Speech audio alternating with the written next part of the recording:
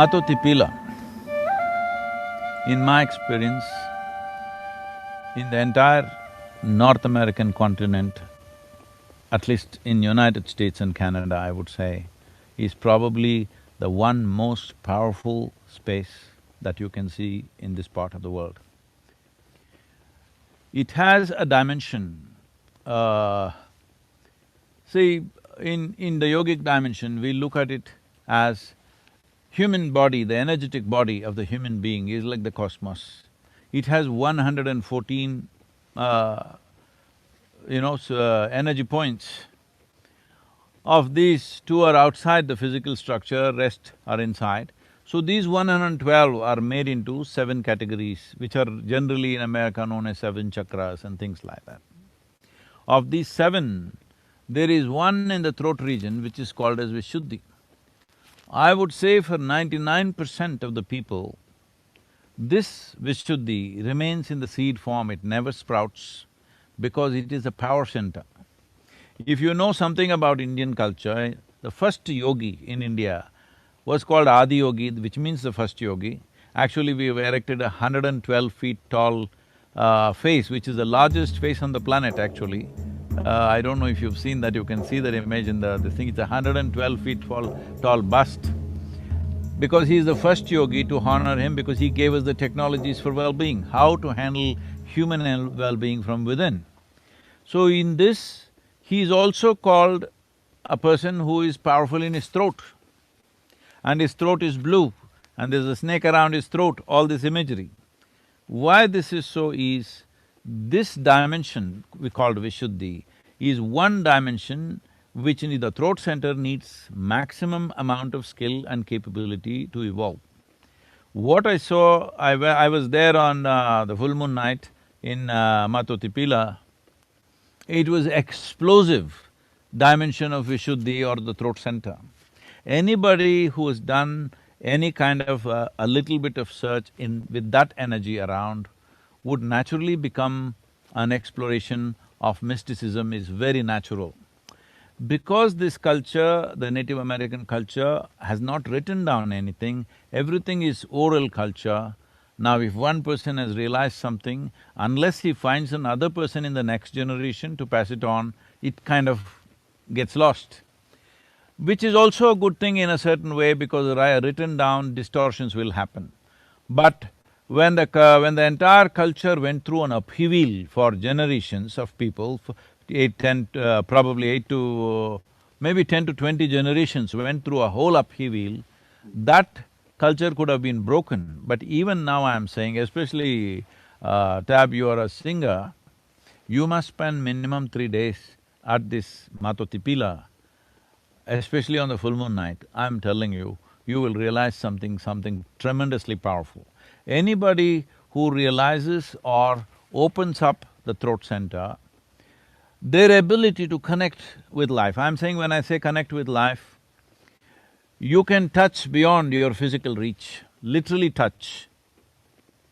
So, this dimension of life is very, very rare. There are various centers in the world which activates different dimensions, but the throat center being this powerful is hardly 2-3 places in the entire globe, I'm telling you. I was just amazed. The way it is reverberating with this dimension of life is just absolutely amazing. I do not know how it has happened. Nature has done it. In India, we create our own structures. We create consecrated structures to reverberate this kind of energy, but what we make is of small proportions. But here it is standing in such a magnificent form, and this in many ways, I've spoken in detail about this, I don't want to go into the detail. This in many ways, whether tribes were from the plains or from the mountains, from the coast, wherever they were, this has influenced the entire culture in a huge way, because when I hear the Native American voices, what I see, I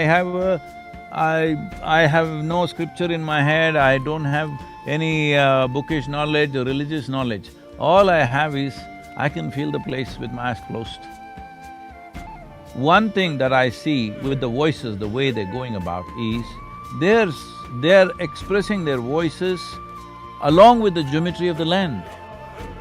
When you produce a sound which is in sync with the form that you see, then we say this is a mantra, because now the combination of sound and form are working together and suddenly it becomes an explosive force. So, when I see the Native American music and the terrain that they were looking at and making these sounds, not always words, just sounds, because sound is important. Words are made up in our minds. Sound is real, sound is a reverb, and sound has a geometry of its own.